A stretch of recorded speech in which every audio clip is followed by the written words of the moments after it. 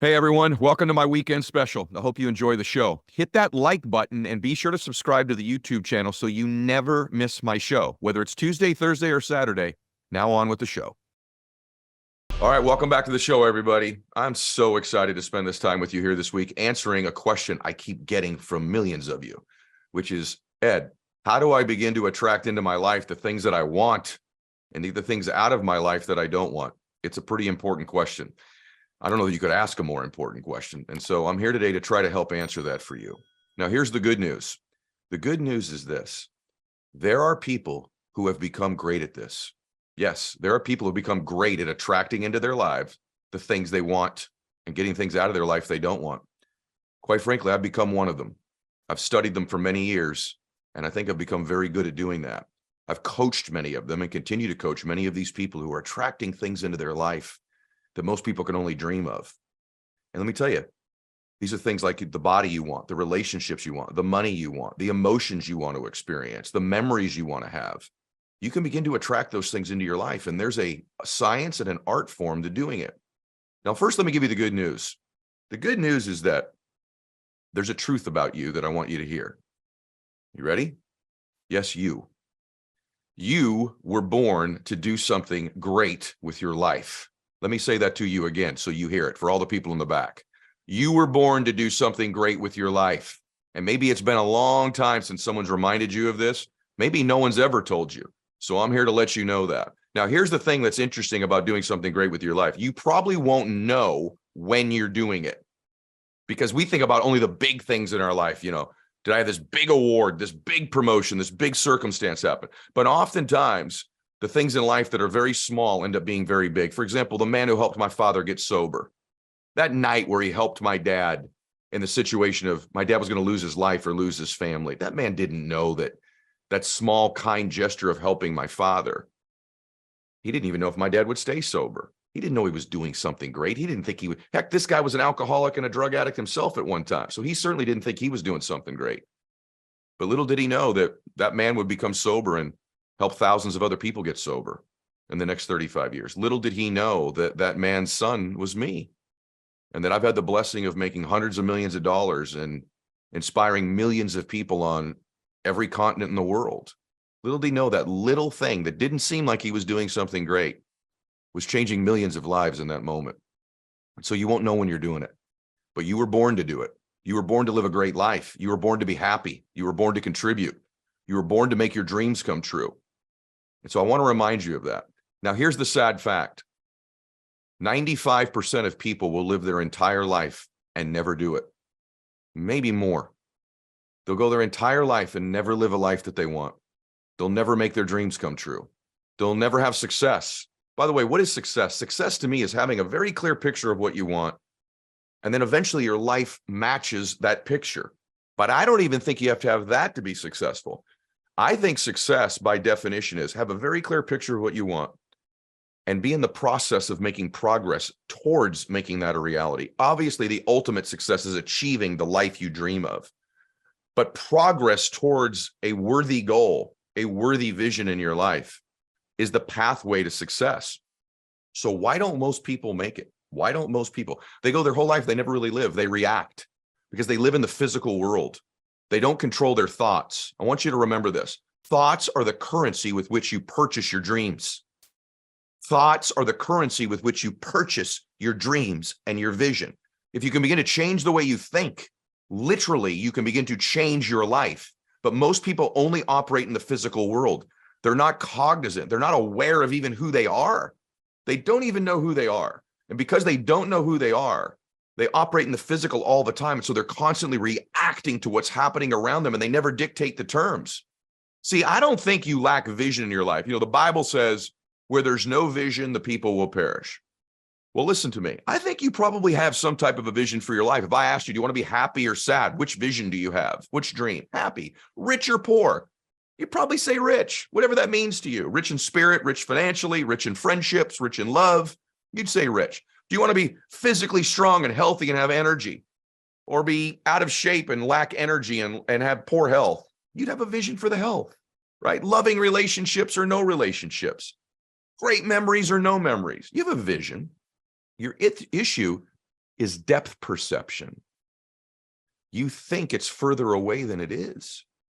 And because you think it's there, you've created patterns and beliefs and behaviors in your life that perpetually keep it that far away.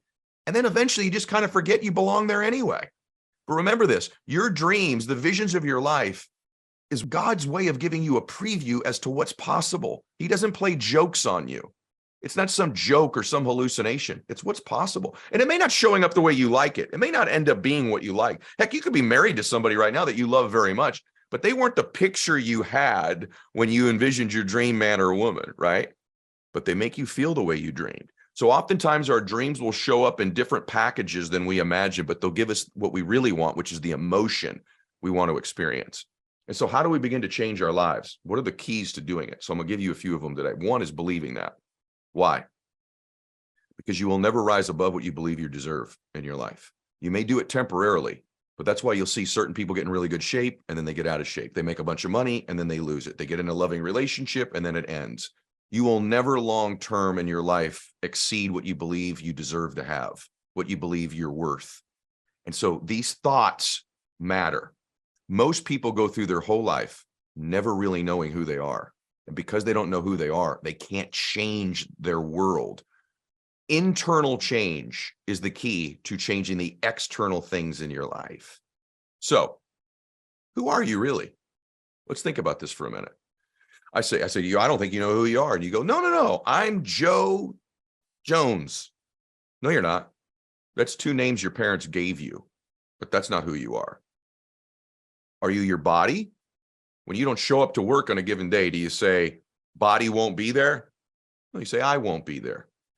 You know, my dad, when he passed away, I had the honor of spending the next hour in the room with his body. My sisters weren't real comfortable doing it. My mom was still very, very sad. And so I was left with my dad's body in the room waiting for the hearse to arrive to take my father. And you would think that that was one of the saddest moments of my life. But the truth is, it was one of the most beautiful moments of my life, because it was the greatest confirmation of my entire life that we're spiritual beings. Because something dawned on me immediately when I was there with my dad's body. And let me tell you what it was. Dad's gone. Dad's no longer here. His body was, but it was very clear to me, very apparent. My father was gone. So my dad wasn't his body. My dad was a spirit. And so when you begin to understand that you live in a spiritual existence and that thoughts have energy, thoughts have a vibrational frequency, you have a vibrational frequency. And to the extent that you can vibrate at a higher and higher speed is to the extent that you begin to draw into your life the things that you want. The law of attraction means two things. We will eventually draw into our lives what we believe we're worthy of and we deserve and that we most passionately want. We also draw into our lives who we are. We will eventually draw to our lives. We attract who we are. Why is that? So let's go through this for a minute. You're really two things affect change in your life. Remember this, repeated thought creates change. And the more thought is repeated, the more it vibrates at a higher frequency. The more repetition it has, the more often it happens, the more, that's when people say, I'm vibrating at a higher frequency. All that really means, that's why there's power to prayer. Because the more and more you do it, there's a frequency to it. There's a connection, there's a spirit that takes place. You know, when you pray, you're talking to God. And I do it many times a day. I do it on my knees every day, as many of you know. And I do it on my knees because it reminds me how small I am, that I'm not this body, and that I need something greater than me to help me, to guide me, to give me comfort, to give me strength, to give me insight. So one of the things that people that attract into their lives, the things that they want, have, many of them are praying people. Praying is when you're talking to God. Listen to me on this. Intuition is God talking back to you. These people have learned to trust their intuition. Trust their intuition. Prayer is you talking to God. Intuition is God talking back to you. And oftentimes it's a whisper. And if you can't get quiet, you can't get inside your own spirit, you won't hear it. There are other times in your life where that intuition is screaming at you. We usually answer those, but it's the whispers we often miss. Why is that? How do we begin to change our thoughts?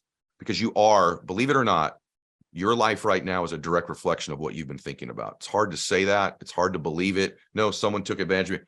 Listen to me. You have to accept that your life right now is a real reflection of what you believe you're worth and you deserve. And you're just getting it. It's hard to accept because there's been people hurt you or take from you. But believe me when I tell you, these same people will keep showing up in different bodies in your life. You ever have that friend, she keeps dating that same guy, or he keeps dating that same girl. They look different. They're a different name, a different body, but it's the same damn person doing the same damn things. That's the rest of your life's that way as well. The kinds of people that come around, the money that comes around, the emotions that come around, they may show up in different packages, but it's the same thing until you change the thoughts. Why is that? Two things make our lives what they are. Number one is conditioning. You've been being conditioned since the minute you were born. You've been conditioned since you were an infant. You've literally learned to think. And by the way, some of that conditioning, if you come from a good family, is really wonderful, but not all of it is. And some of it will serve you in some areas and others, but you've been conditioned by the people that raised you since you were an infant to actually think like they think, to have the emotions that they have oftentimes, to the languages and the words they use. You literally speak a language right now that you learned from your parents or whoever raised you. If you speak English, you learned that language. Infants are that easy to imprint. You learn that language. You have a friend who might be bilingual. They speak, let's say, Spanish and English. Is it not amazing to you that their children can learn both languages simultaneously? That's how much conditioning impacts a child. By the way, if a family speaks 5 or 6 languages in a home, the children will very easily learn all 5 of 6 of those languages when they live with them. That's how much conditioning is imprinted in a child, how easy it is. The complexity of thoughts and words and the actual language someone uses is conditioned by their parents. That's why you speak the language you speak right now. You didn't study it in a book. You literally had it imprinted and conditioned into you as a child. That's the power of conditioning. Now, the good news is, if you begin to take control of your thoughts, you can reverse and re-engineer and recondition yourself to begin to think differently.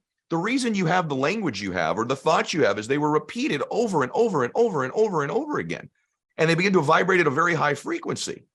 And when they do that, they're imprinted inside of who you are. And then your external life reflects this.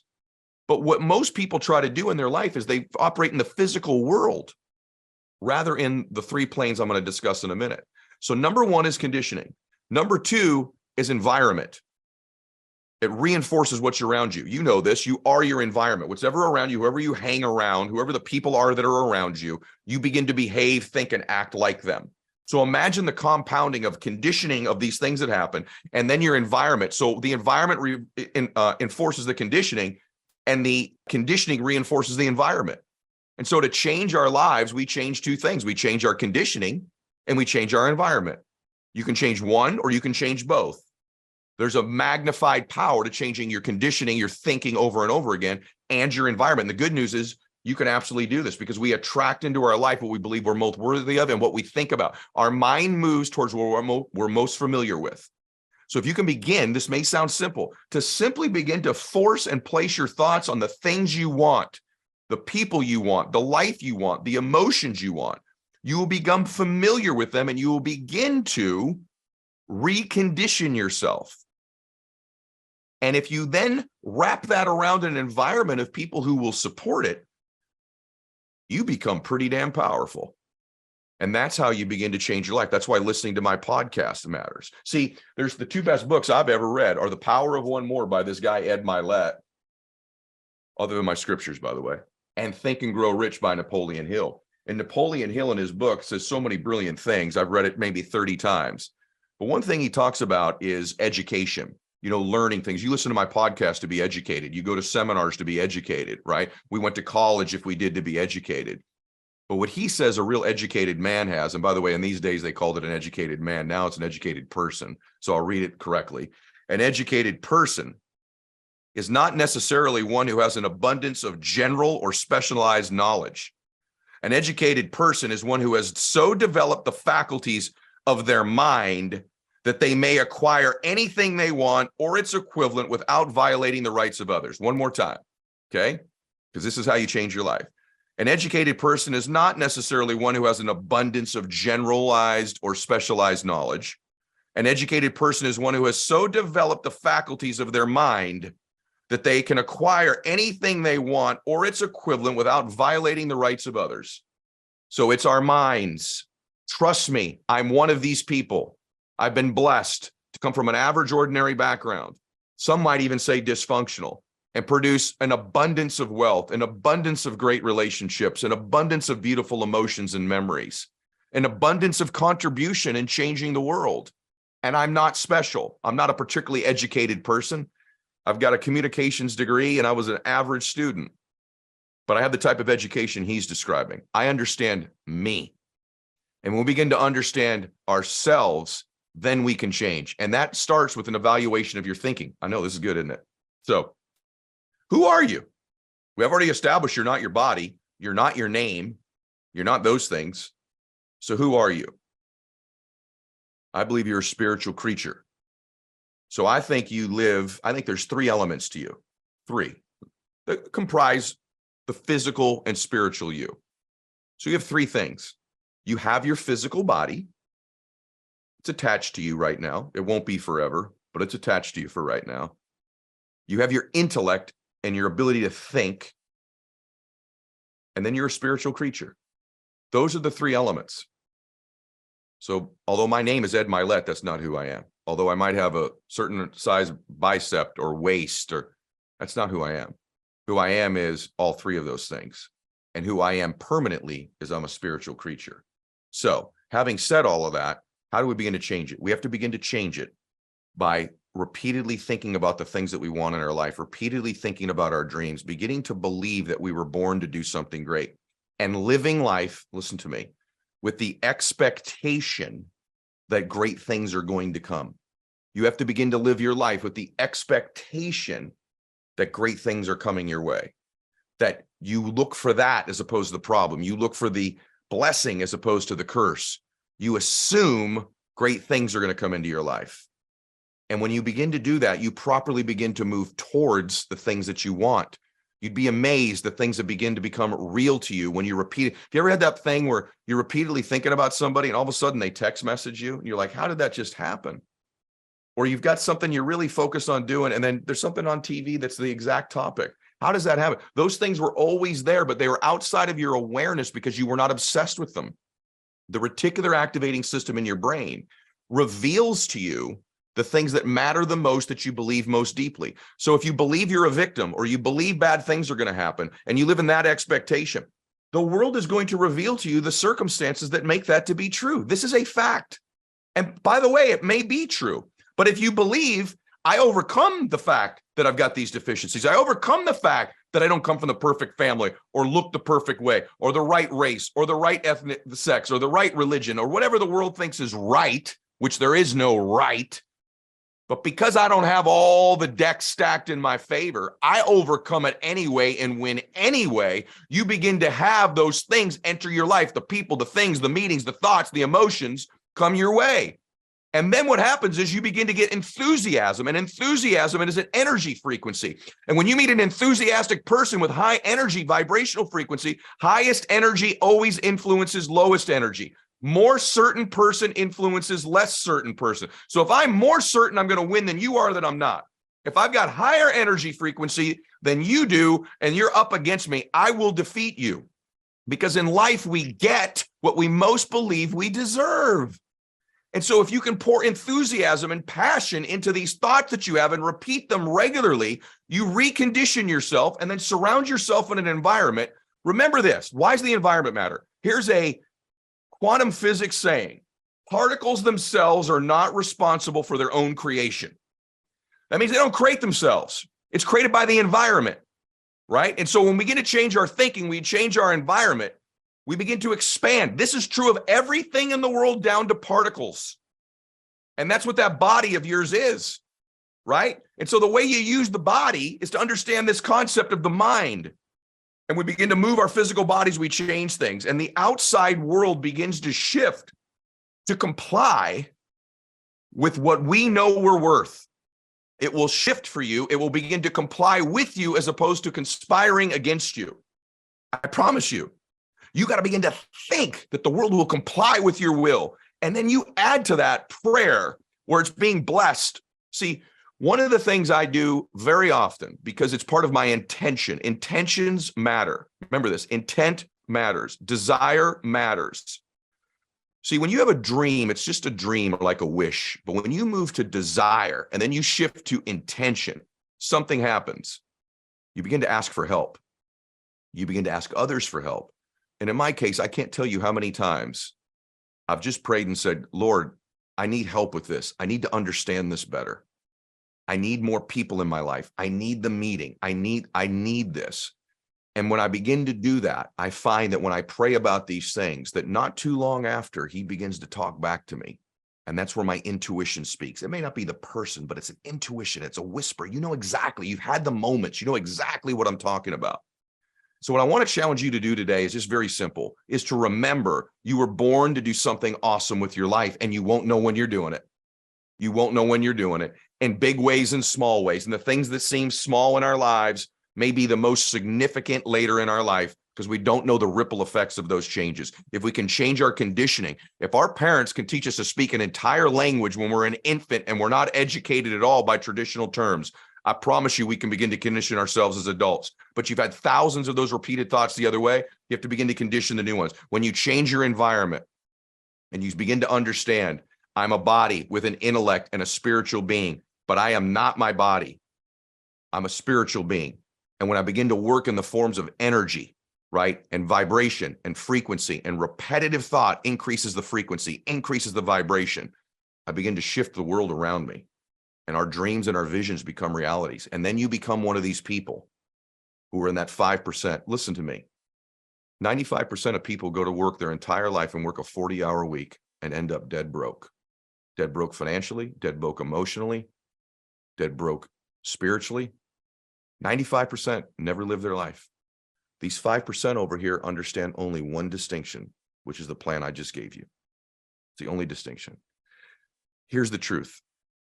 Most people are scared to change who they are. In fact, even before that, they're a little bit scared to meet themselves. They've never spent any time getting to know themselves. But when you begin to do that, and you go on that understanding of who you are, your life changes. You don't want to get to this end of this life and go, I blew it.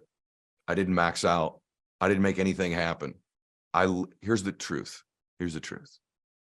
Most people will live their entire life scared. Scared. What are other people going to think? What if I fail? What if I'm not good enough? What if I don't deserve it? That's all conditioning. That's all conditioning. It's all a lie. See, if I can get you discouraged, I got you. No matter what you believe, if you believe in heaven and hell or whatever you believe, but if you believe there's a devil or an adversary, what can he do to get you in your life to be one of those 95s who never do anything? He just gets you discouraged. He just gets you to play scared. I don't have to make you dumb, because you're probably not, right? I don't have to make you lazy, because you're probably not. I just got to make you scared. I just got to discourage you. And most people go through their whole lives living in some type of fear of a boogeyman who doesn't exist. And they get to the end of their life and they have regret because they never got to know who they truly were, their true power. They were born in the image and likeness of God. They were born to do something great. If God is with you, nobody can stand against you. I want you to remember that today. You begin to think those thoughts repeatedly, and you change who you are. That whole particle thing of who you are that makes up who you are begins to change, and you literally become a different being. When you become that different being inside, this outside world complies, and you get whatever you want out of it. So let's get clear. By the way, be really clear on what you want, because you're probably going to get it. Be specific too. I want to lose weight. How much weight you want to lose? I want to be wealthy. How much money do you want to have? Right? I want to be happy. What are the emotions you want? Bliss, ecstasy, passion. What are they? Get clear about them, because the world's going to begin to comply and bend. You will bend the universe to comply with you, because you're going to listen to that intuition, which is when God's talking back to you. Woo! It was good today, wasn't it? So, speaking of grinding and like all the adversity, while you were talking, it was making me think, like, for me, we're both baseball guys. Yeah. And so I just remember I played 8 years in the minors and, independent baseball and everything. And I remember literally taking hundreds of bus rides, staying in motels and making literally $1,200 a month doing that. And I'm like, that made me who I am today.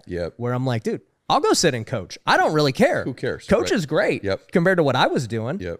And so it's just like, when you're built in comfort You don't really flex your muscles and grow and all that. I'm gonna tell you something. This sounds weird. I'm not comfortable in comfort to this day. Yeah. I'm comfortable in discomfort. I still have a hard time being comfortable. Like if we go on vacation, man, it take me 3 or 4 days before I even unwind. And then maybe I got 1 or 2 good days. And then I feel like shit, I need to get back to work. And then, so I'm just sort of, I'm 52. I get me now. Yeah. I had this illusion or delusion that I'd be a dude who could sit on a beach all day. No. And that's what I would do. I just can't. Like, I love work. My work is my sport. It's my hobby. I wasn't as good as you, so I didn't have 8 years of minor league ball. I got a little brief taste. I got relieved of my duties early on, but I love how I feel when I end a day that I busted my ass and good stuff happened. Yeah. I don't like how I feel. That doesn't mean, man, look, I've had plenty of trips to Cabo. Yeah. Where I've had a lot of tequila and a lot of golf and I didn't do a lot of work. I have done that, but I find my tolerance level for doing it is much shorter. Like I'll go 2-3 days. I'm ready to get back. I'm gonna tell you something crazy. I'm 52. I can go anywhere in the world I want to. I have never been on a vacation longer than a week. And on that 1 week vacation, I have never not worked some of the days. Right. So like, okay, this is gonna trip people out. Like, I've never been to Europe. I haven't either. I haven't been. And to be honest with you, I had a bunch of trips scheduled and I canceled them when I was younger because stuff at work came up.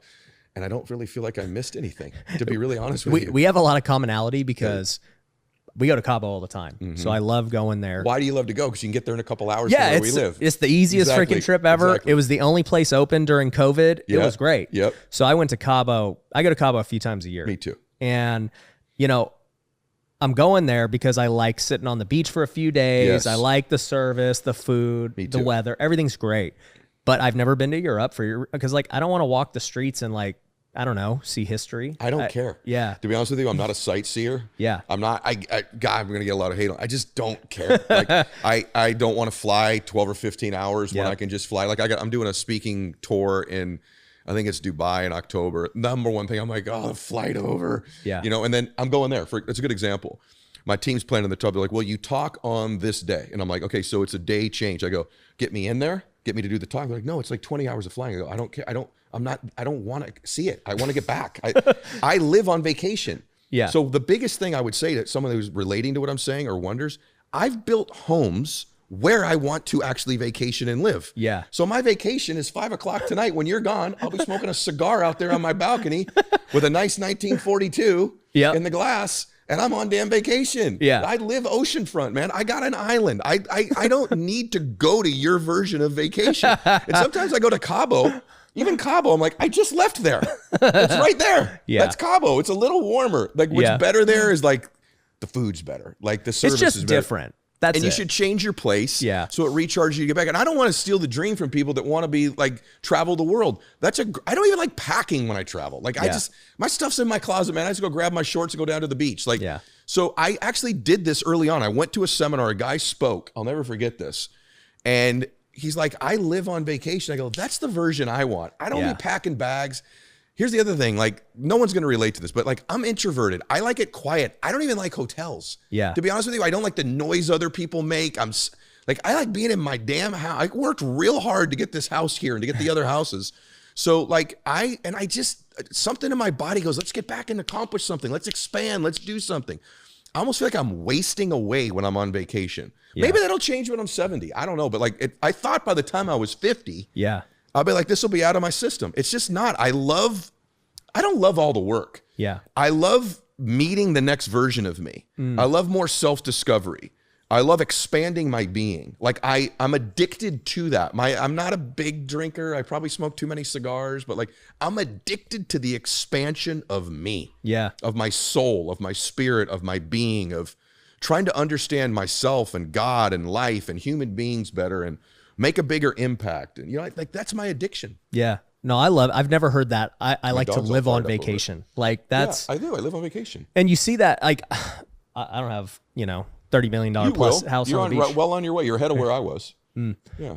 Well, with me, even at the current stage, a house that's 10% of this, right? I'm sure it's more than that. I don't like to go leave that because we have everything. Like it's a great house. Yes. And so if I'm going to go stay at a hotel, I'm like, this has to be an upgrade. Correct. Over what I have over here, because why would I go? Yes. So that's basically your point. One thing that's changed me the last 5 years, I have become a little bit snooty in like when I travel, where I stay. So it used to be like, I tell my staff, get me a good deal on something. Yeah. Even when I was rich, I was like, give me a good deal. Yeah. And then a couple of those deals weren't really good deals, you know, once I got there. So now when I do travel, I go, what's the best place? Yeah. And I want to stay at the best place with the best service. Yeah. No, I'm with you. And I've learned to value service as like my experiences have grown. Because before, I mean, look, I grew up poor as a minor league baseball player. So like even eating Chipotle was like a sacrifice. Yes. Like, dude, man, I either make rice and chicken and it costs me $2, or I eat Chipotle, it's 5 times. That was the decision. Top ramen days too. Yeah. Yep. And, you know, I remember the moment I didn't have to worry about paying for Chipotle anymore. It was like, wow, this is crazy. And then you start to, you know, try new things. And then we started going out to dinner for $100, and you're like, wow, this is crazy. Yes. Then you go to a $500 dinner with your wife, and you're like, dude, I understand why people pay so much for this. It's not that the food is just so much it's the service, it's the ambiance, it's all of those things. Bro, it's so funny that you say this. I've never said this in any interview. You're a good interviewer. I still have these moments like, well, I bought the island or whatever, right? You go, did that wow you? Yeah, it did. But let me tell you, like, I still have these flashes where like, I'll be at dinner with my family. The bill's $280 or whatever. And I'm like, I'm paying for this and I'm not worrying about it. Like those things I used to worry about so much, or like, it's amazing to me how not simple, that's more than simple, but like those things still give me great pride and joy compared to like even the big things. Cause I went so long as an entrepreneur. I can tell you how I lived, man. I had to rent an office, and I was looking for a new office when I had my financial company, and I found this office building that was on the roof above a Taco Bell. And the reason I rented this building, I signed a 3-year lease, is I figured out I go down there and eat Taco Bell every day, and I can refill this Mountain Dew cup here every day and not pay for a new soda. That's literally how my stupid brain thinks. So I tell you I'm risk adverse, but like I literally kept my office for 3 years because I could go get 59-cent bean burritos every single day. It wasn't good for my fitness back in the day. Yeah. But anything I could do to conserve or save money or pump more back into my business. And so now when I do go to Mastro's for dinner, it's not the best place in the world, but it's good. I'm like, I'm taking my family to dinner, and I'm not worried about this bill. This is a great feeling. That stuff is what made all the long nights, all the rejection, all the drives, all the dark houses where people no-showed, all the clients who changed their mind, all the critics. You'd be surprised at what made it worth it. This makes it worth it, but this more stuff like that makes it worth it to me. Like my kids went to private school, man. I was able to educate my kids the way I wanted to. That made it worth it. I took those arrows so my kids could go to a safe school where there's a security guard in the front and they don't have to worry about, like, that stuff is, here's the biggest thing about making your dreams come true. And I've just stumbled into this lately. I've been talking about it more because I've had the blessing of this happening. You have these dreams you want to make happen, live on the ocean or pay off your mom's house or whatever it might be that's your dream, or start your foundation, buy your Lambo, whatever your thing is. That is cool. And when you make your dreams come true, it blows your mind. What no one tells you about busting your ass and making your dreams come true is all of the dreams of the people you love that you will make come true, that you don't even know they have and that they don't even know they have. I'll give you a perfect example. I worked really hard many years when I didn't have kids. Little did I know when I was working till midnight, get up at 4 the next morning or whatever I had to go through, I was actually someday making the dreams come true of children that weren't even born yet. Same with you, man. When you've been most of your sacrifice, a lot of it happened before these babies were even born. Yep. The coolest thing about getting wealthy and making your dreams come true isn't what you think it is. It's the dreams you will make a reality for the people that you love in your life, some of which aren't even born yet, that you don't even know they have. That's the secret part of becoming somebody in your life that no one tells you. You can go to any summer and go, man, it's so good to buy a Lambo. It's so cool to have a jet. It's great to do. What they never tell you is there'll be literally millions of micro dreams of the people that you love. Some of you right now that are watching this or listening to this are working your ass off to make the dreams come true of somebody you have not even met yet in your life and may not meet for another decade. Yet you will do things for them because of what you're doing right now that you can't even imagine. That's the biggest part. Yeah. For me, I was never a big material guy. Like I just started buying watches 2 years ago, you know, like I flew first class for the first time 2 years ago. Okay. And so I never cared about it. And the more that I've just gone through life and, you know, bought nice things, you're like, I mean, the watch was cool, but it's gone. After you buy it, you're like, all right, whatever. The experiences is really what matters. And so, you know, I was talking to actually my team on the drive up here. It's like, man, this drive up here is an experience, like what we're doing. You know, we were talking about my daughter had 2 crazy parties, you know, just like over the top that, you know, she's 2-3 years old. She's not ever going to remember this. And I was like, it's not even about her or that. It's about the other kids who will never get to experience something that crazy. Can I tell you one thing about your kids though? I'm going to give you some insight on this. Her soul remembers it. And her emotional imprinting remembers it. So when you're giving your kids, when they're really young like this, these blessings of these incredible experiences, although they won't remember the actual experience when they're 25 years old, there's an emotional imprinting that creates patterns where she'll go back and pursue those same emotions of joy and beauty and bliss in her life unknowingly. When a child is raised without those experiences and without those things, with trauma or stress, they seek those out as they get older. So these things you do for your kids, they don't have to be pool parties or money, but these emotional things that our children feel when they're young, they go seek those as patterns when they get older. So for me, when I was young, because my dad was a drinker, my emotional pattern was to worry, was to be afraid, was to be scared, was to even be angry. And so as I became an older man, even though conditions of my life changed, my emotional imprinting didn't change. I still was worried. I was still scared. I was still angry. So these things you do, those of you listening to this for your children, now that they're young, they may not remember them, but you're creating emotional imprinting where they will pursue those patterns and those experiences and those people in their lives that deliver them for them, as opposed to the ones that harm them and hurt them. How does somebody break free of that? Because so many people are listening. They had no control over that. That's how they were raised. And, you know, you got the majority of the world who's like, well, my circumstance sucked. There's nothing I can do. And then you have people who overcome it. How do they do it? First is being aware of it. That's why it's so important they listen to what I just said. You just go, that explains me. That explains me. I got it. Okay, so there's some imprinting that was done. So the first is when there's an emotion or a thought and you become aware of it, it loses most of its power over you. So like for me, like I love to create chaos in my life. No matter what's going on, I got to mix in some chaos. And I used to say to people, man, I'm so good under stress and chaos. But what started to happen was I'd produce it unnecessarily. And I'm like, why the hell do I do this? Because I grew up in so much of it.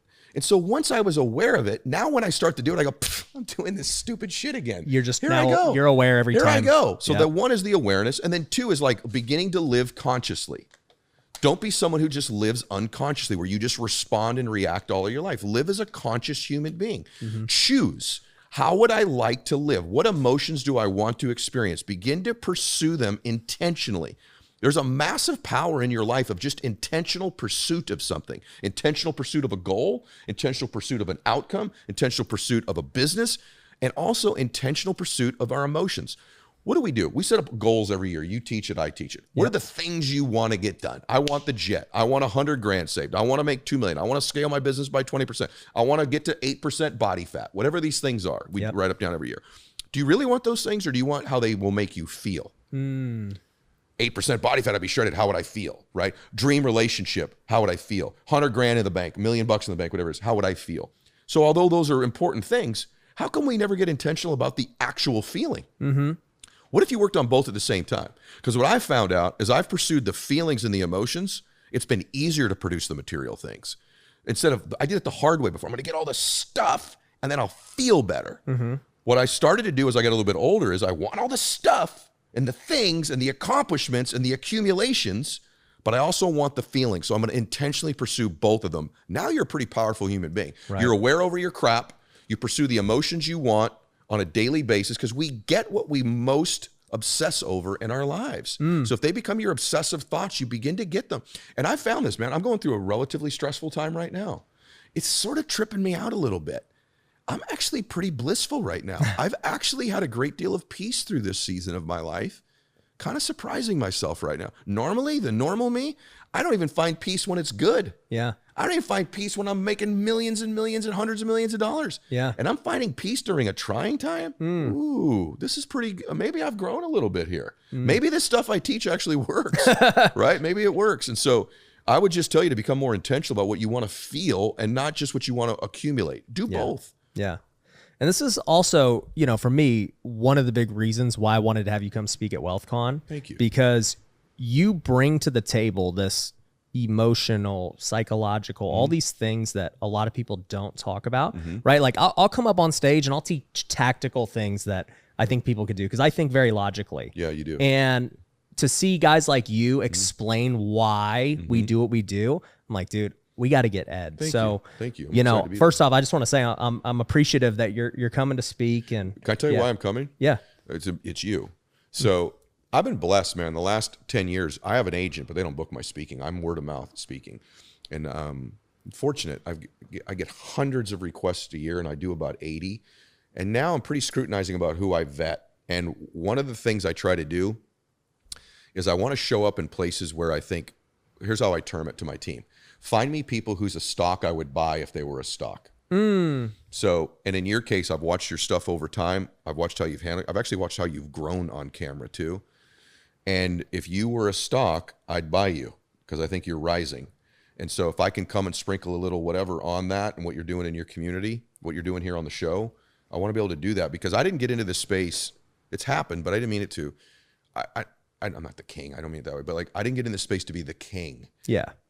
I wanted to be the king and queen maker. I wanted to build a platform big enough that I could say, this person's awesome too. This person, listen to this person. Almost create a space where I could elevate other people. And that's what I do on my podcast is I'm real careful of who sits in that seat because I know they're going to get millions of eyeballs and ears on them.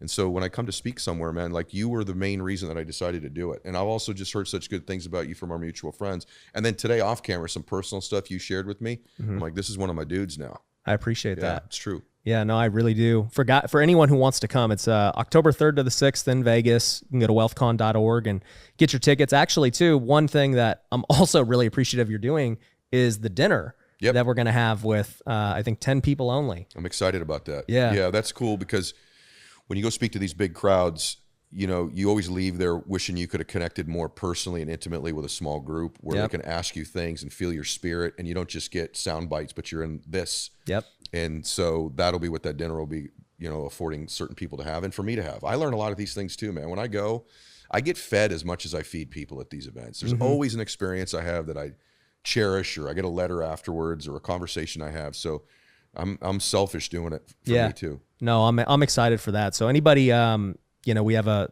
new level of ticket that was specifically because Ed was willing to do that. So I think it's 10 people only. We've already sold a bunch of them. So check it out. Come join us. Yeah, we'd love it. There's something unique about you, Ed, that's no one else, and I'm not saying this because you're here. I don't think I've said this to anyone on the show. There's someone unique about you that I don't think I've ever experienced around anyone else. There's an essence, there's a presence, there's a power, a command, an authority, a humble confidence. There's like this essence about you. Thank you. And I'm really curious, what do you think made you you? What were the elements growing up that made you all the things you are now? Was it the, pre-13, kind of everything that happened with your parents? Was it stuff more from school? Was it a relationship that really kind of flipped these things on for you? What were the elements early on that made you this commanding, kind presence today? Well, thank you for that.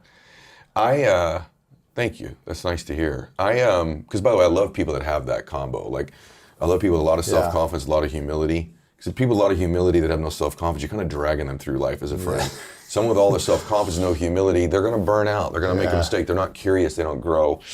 I think even the reason I'm in the personal development space, why do I believe so much that people can change? I watched my dad do it. And then in my case, I had to learn these things, man, to be like a baseline functioning person. So my default personality is insecure. Even today? Even today. Come on. Very much. Really? Very much. How is that default? You wake up and you say, I'm a nobody, or what? What's the I story? lack this, I'm fooling everybody. Really? If they really knew, some imposter syndrome mixed with just like tremendous. I was bullied as a kid. My dad was an alcoholic. I wasn't a real big guy. The only thing I wasn't good in school, the only thing I was good at was sports. A lot like with you were a great athlete. So my default is tons of insecurity. So that's probably never gonna go away, the humility part. So the part that I've worked on really hard is the self-confidence part. And so I've got all this stuff in the book on those tips and what have I done to build it? Because I had to get there just to get to baseline. And then I'm like, this stuff works. What if I refined it and made it my own and started to build these other strategies and stuff? So the confidence part is the thing I'm always going to have to work on. Even today, even with all the success and the, you know, the massive show and the big businesses and all the homes and everything that people see. Yeah. I mean, the truth is, what else do you need though to feel more confident? I don't need other things. It's an internal game. I don't need other stuff. In other words, the stuff is really fleeting and temporary. So I don't need another, you know, I bought an island lately, you know that, right? Like when I bought this island, it didn't they didn't make me more confident. It just was something that I've always wanted to be able to do. But it's not stuff. What needs to happen for me is that I'm most confident when I'm living in my intention, which is to serve, which is to like help other people. When I'm not doing that, Wayne Dyer, when I met him really, really young, told me, "You're going to change the world, Ed Mylett." And I'm like, I'm sure he said this to a lot of people, but he complimented me. I met him on a beach. We watched the sun come up together in Maui. Yeah, I was running on the beach. That's where he lived. Yeah, I was running on the beach and we ran into each other. What was he like? I never met him. Incredible. So we became a dear friend of mine, but I'm running, you know, you get up before the sun comes up. I'm running on this. I'd won this incentive trip and there's this bald dude running towards me with this hairy back. I'll never forget this sweaty, hairy back. And it was so long ago because I had a Sony Walkman on. Wow. And he had one and he ran by me. I go, that was Wayne Dyer.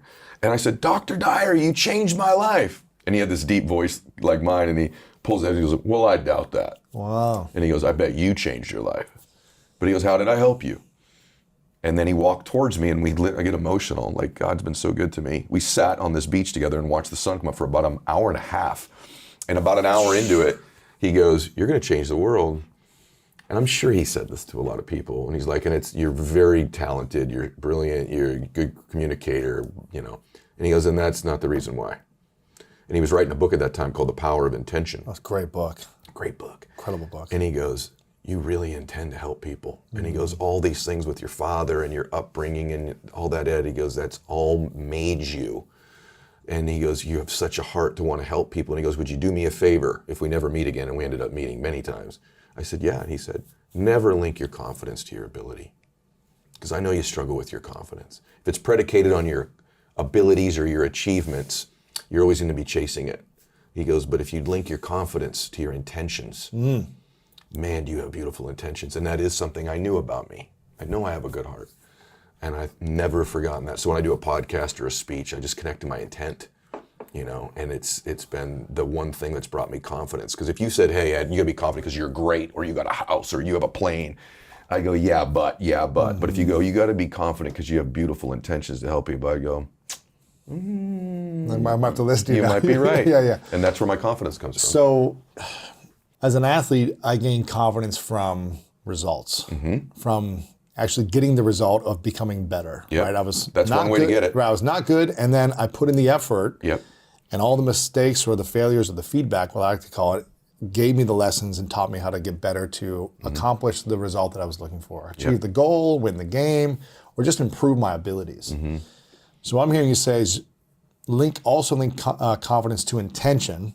Some people say link it to the effort, right? Like the effort that you show up, that you just keep showing up. And others talk about the results. Yep. Should we be thinking about it? There's two. I call it the Holy Trilogy in the book of self-confidence. What is this? But the confidence trilogy is faith, have confidence. So if you're a person of faith, no matter what you believe in, it's amazing to me how people that believe in energy, quantum energy, or they believe in, they're a Christian like me, and I believe in both, by the way. Yeah. But whatever their faith is, that they have it on Sunday, they have it at Bible study, or they have it when they get together with their friends or when they meditate, but somehow when they walk into a business meeting, they're alone. So why are you alone then, but you're not alone these other times? So I'm never alone. So that's number one. Number two is my intention. And third is my associations change my confidence. But here's the biggie.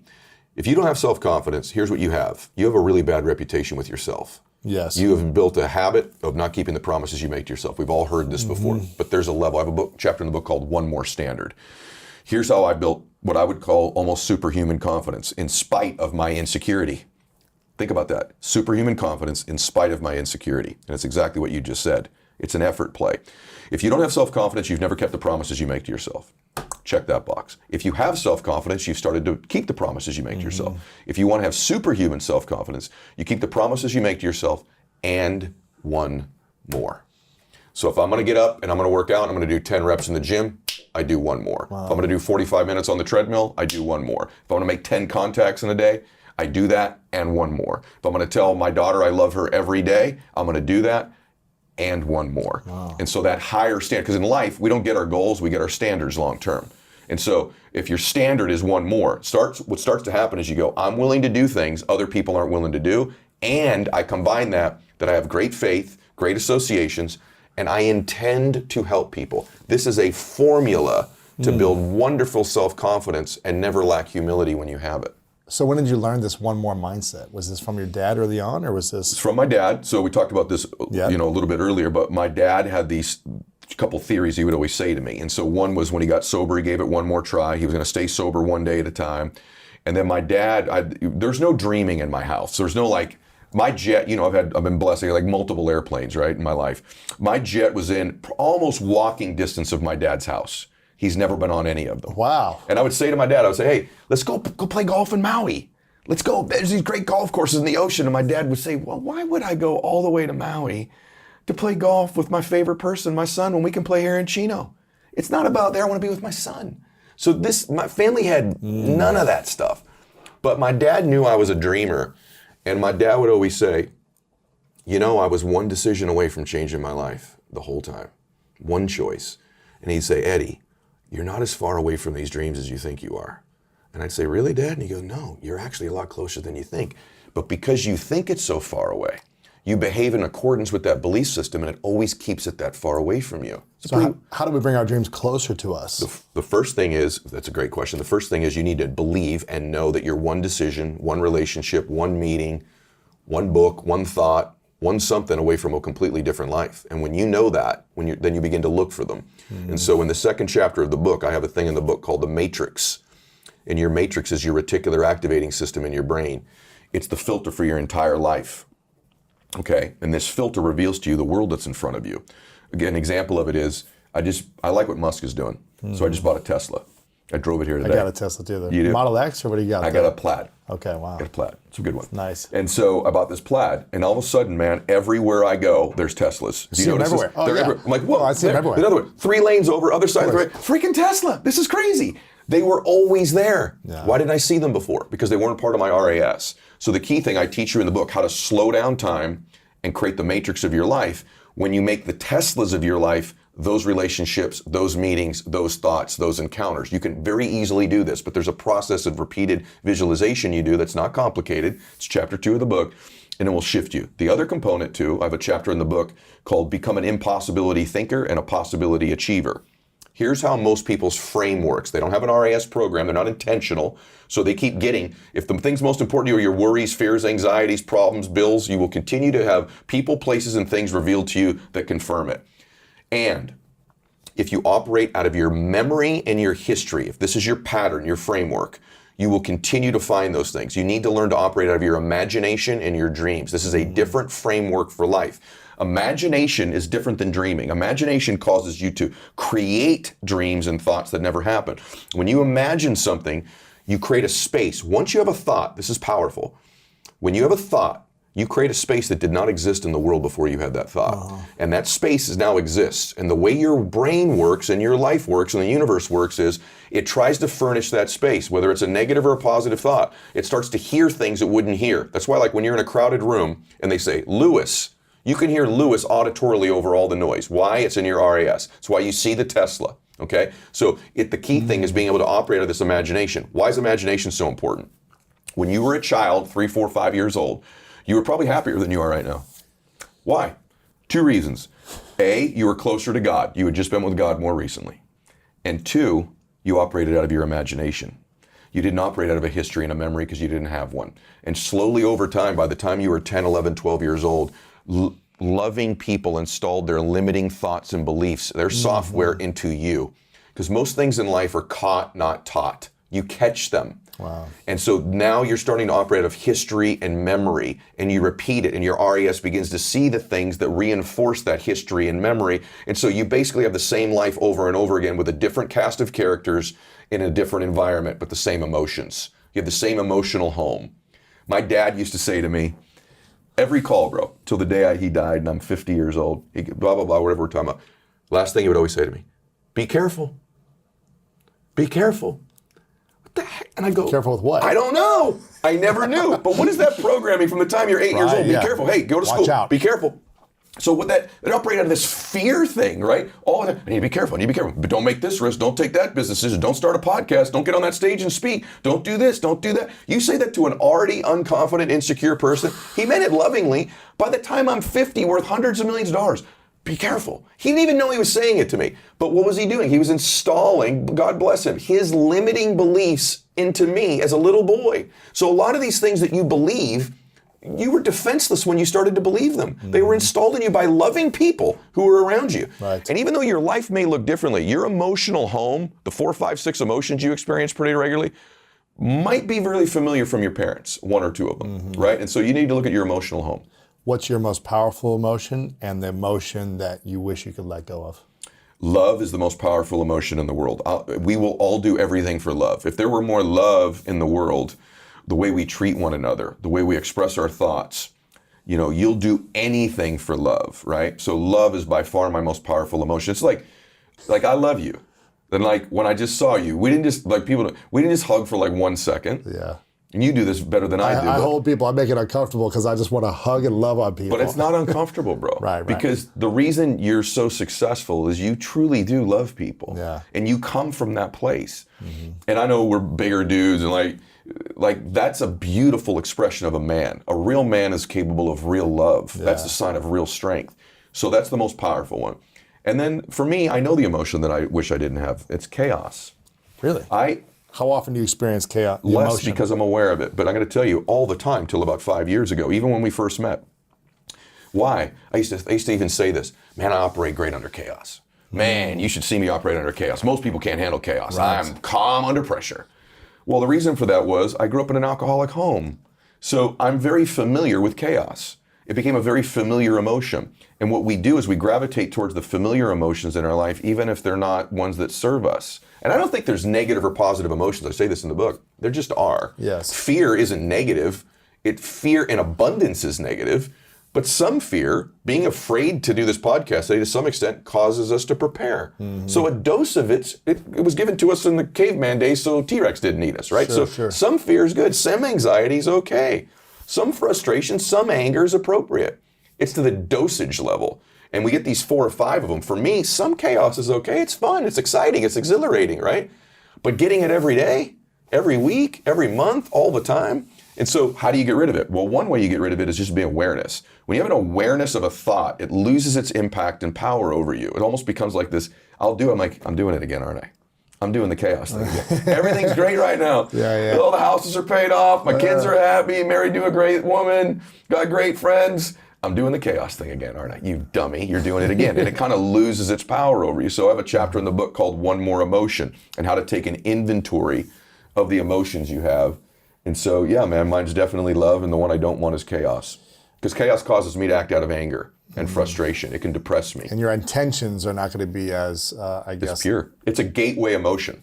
Chaos is my gateway emotion to the ones I don't want. Chaos gives me stress. Chaos gives me anger. Chaos gives me frustration. Chaos gives me fear. So it's a gateway emotion. What is the result when you create from that space of chaos? It's funny.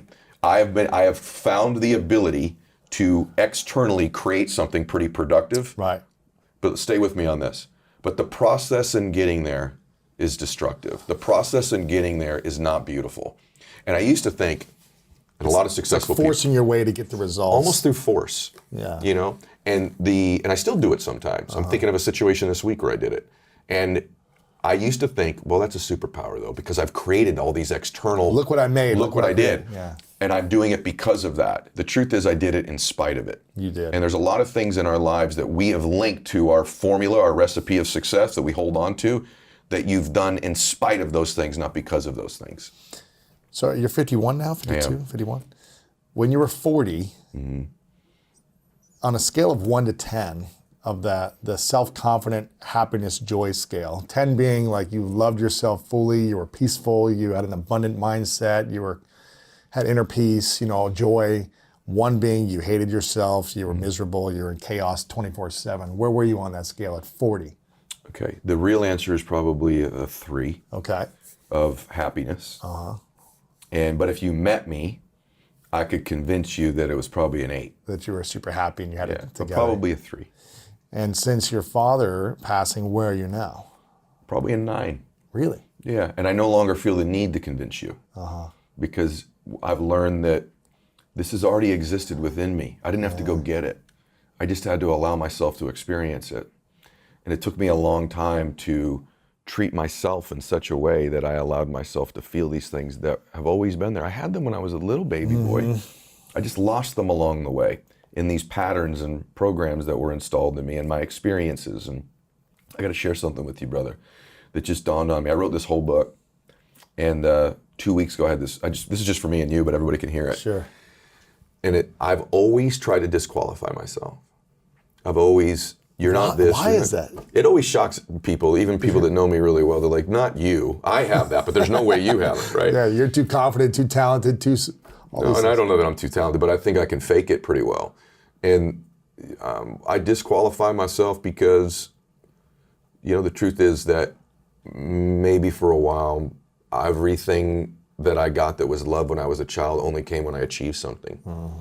So I started to conflate early on in my life recognition and significance with love. In other words, my dad would love me if I hit the home run. My dad would love me if I get straight A's. And so then when I would feel these things. But something really amazing, and also I'm really big at holding myself. I love to beat myself up with mistakes I've made. I did this, I did that. I should have done this, I didn't do that. And I've always thought these mistakes, these weaknesses of mine, disqualify me from being happy or helping people. And this amazing breakthrough. The one decision that changed my family forever is my dad's decision to get sober. And it changed my family forever. I'm talking to you because my dad made that decision. Wow. And I've always been so proud of my dad for that. But this is just 2 weeks ago, 3:15 in the morning. I wake up, I'm crying. And I wake Christiana up, I go, babe, someone helped Dad. And she went, what, honey? I said, someone helped Dad. She goes, what do you mean? I said, babe, I never thought about this. In my dad's darkest, worst moment of his life, in some coffee shop or some room somewhere, some precious soul helped my dad. Reached out to him, talked to him. Talked to him and got him sober. Wow. And I said, babe, that's not the powerful part. And I have no idea who this person is, but I wonder if they know the difference they made in Max and Bella's, my children's lives, or your life, or the millions of people I've helped. That one decision they made.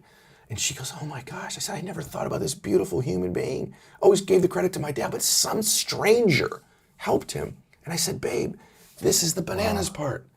Do you know what qualified them to help my dad? Their messed up life. Wow. They were an alcoholic. They were a drug addict.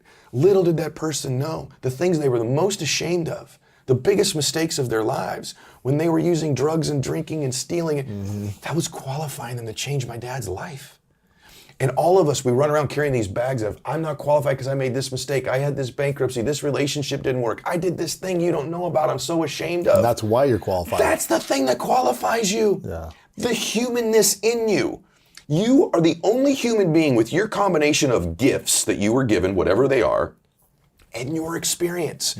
And real human beings help real human beings by being vulnerable and transparent, saying, I know where you are. I've messed up worse. Right. I've made greater mistakes. I felt more.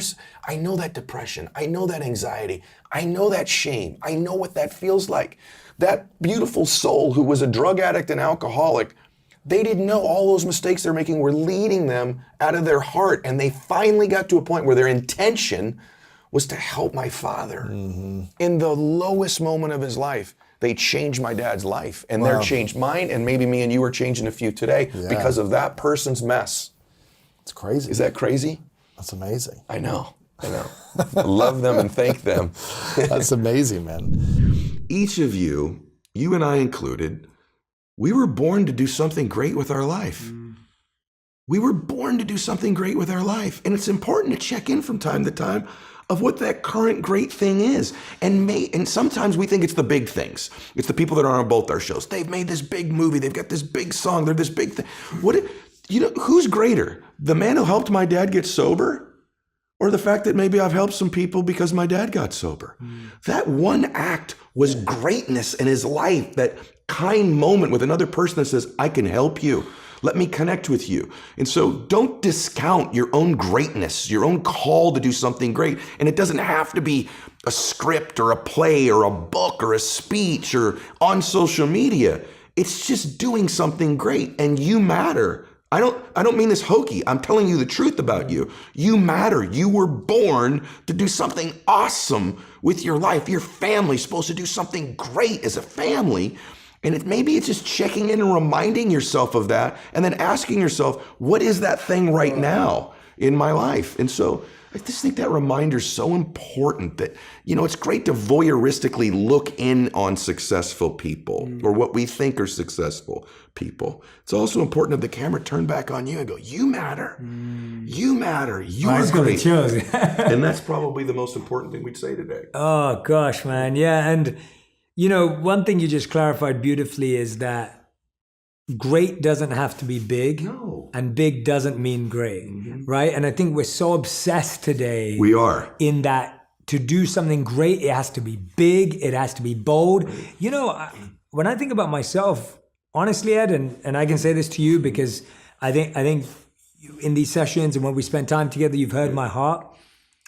I was one of those people who actually never believed I could do any of this stuff I've done. I never set out when I started and I was like, oh, one day I'm going to be, I didn't have any of that. That's not how I'm wired. I was wired in I want to serve. I'm going to serve whoever comes, whether it's 5 people, 10 people, I'm happy. I'll serve them. And as I started to do that, I got more confidence. Okay, now I want to serve larger groups. Okay, let me serve them. And then it was and I never believed at any point that there were these arbitrary, abstract goals of number one this. Those weren't how I set out. And so when I'm listening to you speak, I hope someone's out there thinking, Jay and Ed, I'm like you guys, where it's I don't vibe with all that motivation, I just vibe with the fact that I want to have a great impact, like the person that helped your father. Yeah, and you know what we've both found in our life too, just to give you insight from someone called me seasoned today. This is that the universe or God really prepares you to step into the next room when you step in with some faith. And so maybe it does start with 5 or 6 people, and maybe that's enough, but perhaps in that space you're in, there'll be a little door open. And if you step into that one, you'll find, we think I have to have it all figured out. Wozniak's a good buddy of mine who started Apple. They didn't, they were a board company. They didn't know they'd be doing this someday. They stepped into the next space. And one thing I think we also want is an immediate result. And I talk about this in the book, maybe this will be the last little thing I'll share with you, but I went to a birthday party as I was writing the book, and it was for a young boy, and they had a piñata. We've all been to especially live in California, the piñata. And so what they did is they took each of these little guys, they blindfolded them and spun them around, and they're all dizzy and they're swinging and they're not even near the piñata. That's life. A lot of times you feel like, man, I'm blind. I don't even know where I'm swinging right now, but I'm swinging. And so each kid hit the piñata and the candy didn't come out. And so they take the blindfold off. That kid got tired. The next little boy came up, spun him around. So 7 of them hit this piñata. No candy came out. The last boy, the smallest boy, the youngest boy there, they throw the blindfold on him. They spin him around. He's swinging too. That's life. You just sort of swinging, right? They finally point him at the piñata. He hits the piñata just once. Bam. All the candy comes out. And all the kids jump on and celebrate. And I'm watching that and I'm going, now who broke the piñata? Was it the last shot?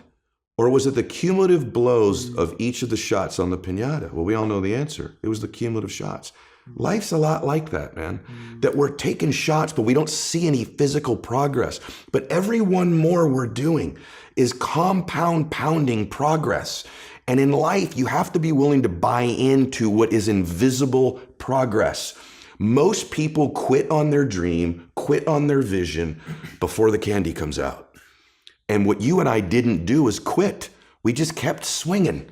And eventually the candy comes out. The candy could be your bliss, your joy, your financial success, your notoriety, your contribution. But most people are hitting the piñata of their life and there's no evidence it's working. But the truth is there's a compound pounding effect in life that if you keep hitting your life's piñata, if you'll stick around, there'll be some candy come out. One of the things I want to wrap up on, Ed, and it's, the power of one more, you talk about it, is just every person has the potential to be the one. Yeah. And I didn't call it that. But if you meet my family, they will definitely say, like, Dan went first. Yep. And then people always say, well, were your brothers and sisters in trouble growing up? Yeah. But it seemed like once I got my life together and I changed the energy, that everybody just kind of came with us. And like, how beautiful is it? And this is the thing I want to acknowledge is the moment you realize that there was a one for your dad. Your dad was an alcoholic and somebody showed up and was that for him, and it shifted his life and your life and my life. Yeah. Because I'm here with you. Yeah. So thank you for asking that. I wrote The Power of One More, and a lot of it has to do with my dad. And, one more was my dad got sober one more time. And then when he stayed sober one day at a time. It's interesting because that's a little bit of the book, but the rest of it is like really detailed stuff, as you know. But after I wrote it, it was about 6 months after I wrote it. It was out, actually. Woke up right down the bedroom right below where we're sitting right now. In this house? Yeah, in this house. Wow. I was crying. And Christiana woke up. She goes, "What's wrong?" And I said, "Babe," I was kind of gasping. And I'm like, "Someone helped Daddy." And she's like, "What?" And I go, "Someone helped Daddy." And she goes, "Well, what do you mean?" I go, "Someone helped my dad get sober." Why in the world this never occurred to me before, but in my dad's program, someone helps you. And she goes, "Oh my gosh," she said, "this person has no idea I'm my dad's son." So the ripple effect, they did something great with their life. They helped my dad in the darkest, lowest moment of my father may be taking his own life. Certainly was going to lose his family, certainly losing his career, but maybe his life. In my dad's lowest moment of his life, some precious human being stepped forward and said, "I see you. I see you. I can help you. Let me tell you about you." And they changed and saved my dad's life. That person has no idea that because they helped my dad, I'm his son, I've reached millions of people. They have no idea the ripple effect of that one act of kindness, that one act of my intention is to serve you. Now, that's incredible. My wife goes, "Oh my gosh." I said, "That's not even the most amazing thing. The most amazing thing is what qualified this person to help my dad. What qualified this person to help my dad is the very thing most of us think disqualifies us from ever being successful. It was the things that human being was most ashamed of, most embarrassed by. You know what qualified them? They were also a drunk at one time. They were also a drug addict. They were also a liar. They were also living in the shadows. They were also ashamed at one time in their life. And because of that, the thing that they thought disqualified them was the very thing that was qualifying them to change my dad's life and be the one in my dad's life. In our lives, we are constantly stacking things that we think disqualify us. My bankruptcy, my business failure, this sin of mine, this thing I cheated on, this mistake I made. Maybe it's none of that.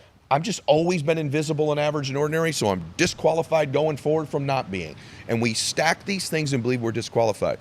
Nothing could be further from the truth. You are most qualified to help the person or people you used to be. You used to be. And in my dad's case, right? That guy used to be a drunk. That dude used to be an alcoholic. That person used to be a liar and a drug addict. That's what qualified them. So they could look at my dad and go, "Let me tell you about you. I know who you are. I'm also that person, and I changed." And that's also why it's so important in life to continue to grow and change, because every time you evolve into the next version of you, you're more qualified to help the people you used to be. And so you're not disqualified from being successful. You're not disqualified from being the one. In fact, probably the things that you think are the disqualifiers are the very things God would prefer to use to help you change other people's lives and ultimately your own. Even that mistake I made with my family, that family that I didn't help, I could have easily lived the rest of my life going, "Man, I'm disqualified. I didn't help that family." That's not the case. The case is I'm immensely qualified because I made that mistake to never do it again and to help all these other families. Do you know how many families I told, "I'm not leaving here tonight because let me tell you about this mistake I made once, and I'm not making it tonight with your family." And how many of them were persuaded by that story to then participate? So the thing I thought disqualified me actually qualified me most to help the rest of the families. Whew. It's true. That was powerful. Yeah. Because I think most people wouldn't have connected the shame the area of life that they feel less than deficit as the tool that they should be using to go serve the world. If you're faith-based, and Yeah. if you're not, that's okay, everybody listening, but if you're faith-based, if I'm the adversary and I want to get you to quit on your dream, there's one weapon I'm going to use against you: discouragement. I'm going to get you discouraged and believe you're disqualified, because if I can get you to believe that, you have no chance. And most people are walking around discouraged, thinking they're disqualified, and they're actually hanging that lie onto the very thing that is probably their qualifier. That's the irony. Wow. It's like if you really, in politics right now, what you do in politics if you want to win, you accuse the other party of the very thing you do. And you do it before they can accuse you. And so in life, what we do, the adversary does, is he gets us to accuse us with the things that are the very thing that would be the key to get us to go change our life. He uses it as a weapon against us. And so don't let anybody do that to you. That's beautiful.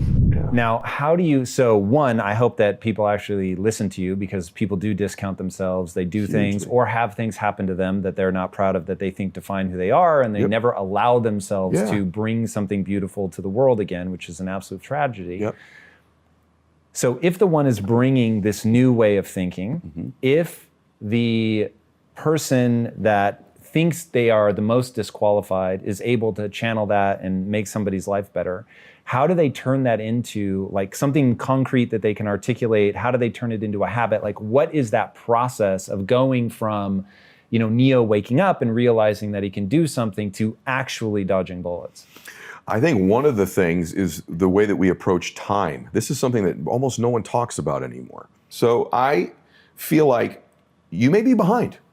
You may actually be behind your destiny right now. Like maybe you're not on pace. In fact, I think most people watching this, listening, will say, I am behind on achieving my destiny. I'm not exactly sure what it is, but I feel like it's slipping. I feel like I'm behind.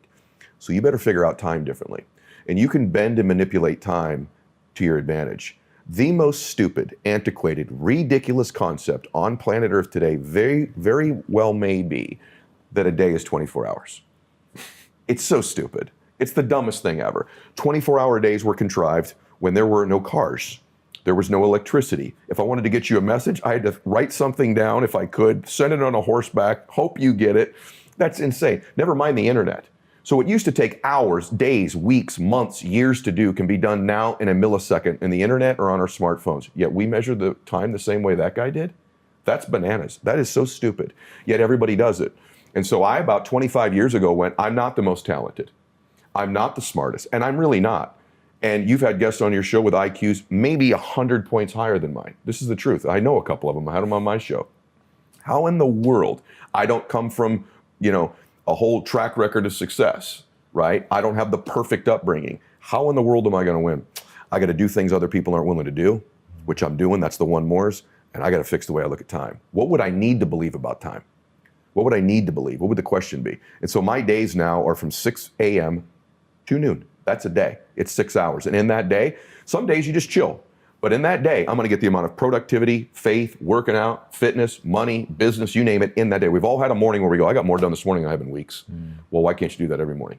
So I measure time. I've compressed and condensed time. I've bent it. My day is 6 a.m. to noon, and I'm not crazy. You're crazy for thinking it takes 24 hours, just like some dude in a cave did 300 years ago. That's bananas that you still think that way, and it's unfair that people have taught you this. My second day starts at noon and goes till 6 p.m.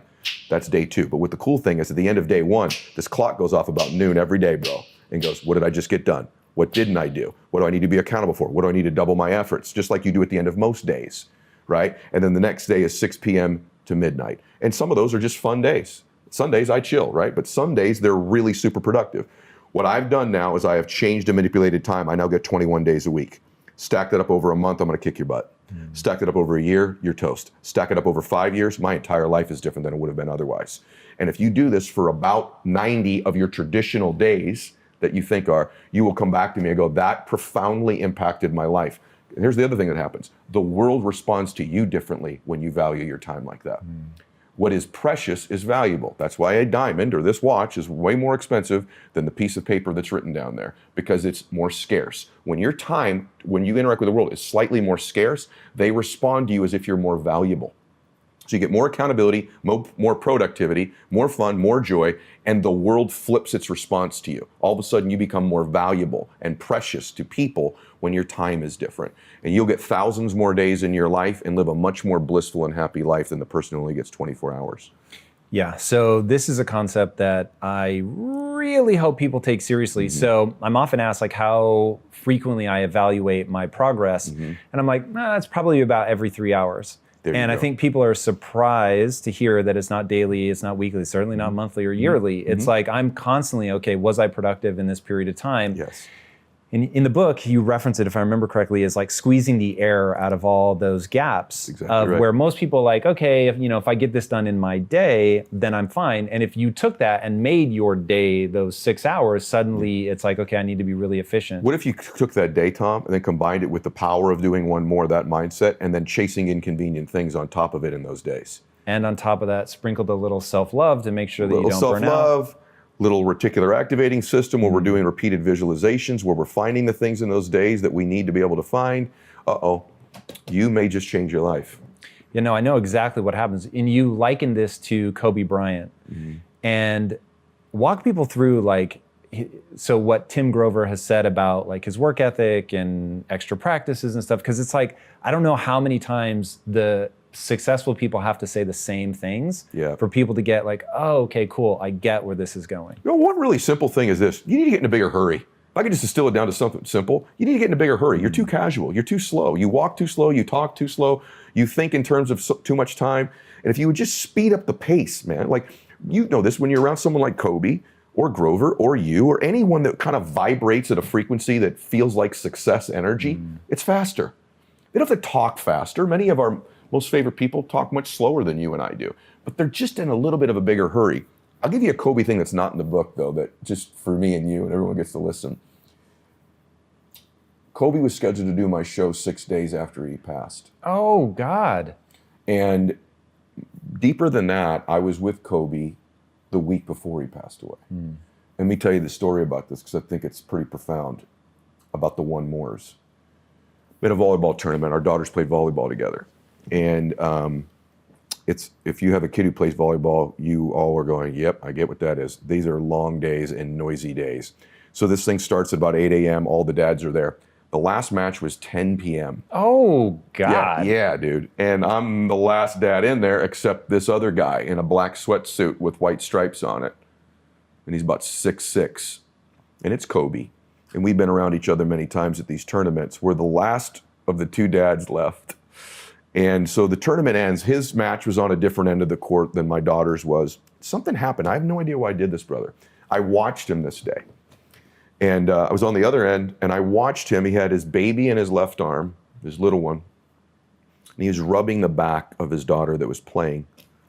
And literally I went, I don't hug Bella enough. Look how affectionate he is. It just stood out to me. And because it stood out to me, his outward affection, I watched him, bro. And I watched Kobe walk out of the gym that day with this baby and his arm around his other one. And I watched him walk out. And he obviously stood out because he was so tall.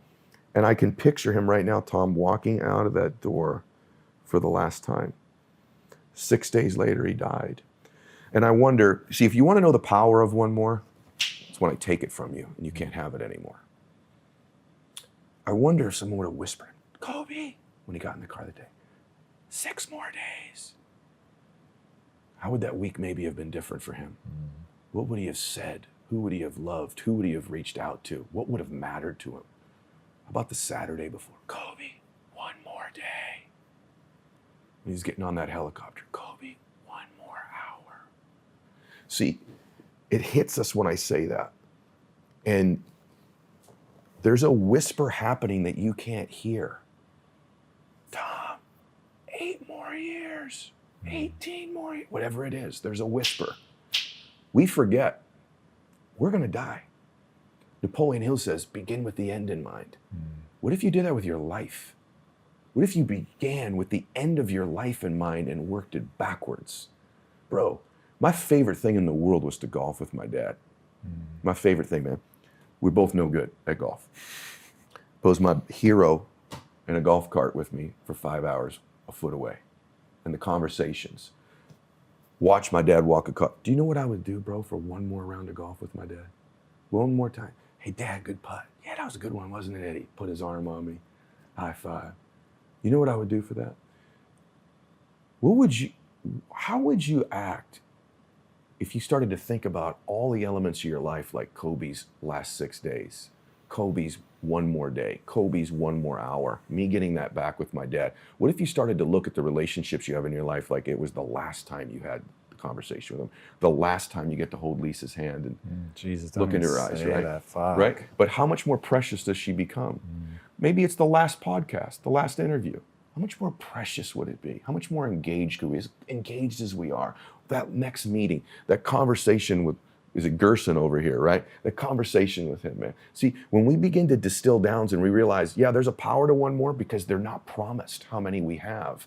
And so that day with Kobe it just burned it into my soul, man, when I watched him, and then to see 6 days later he was gone.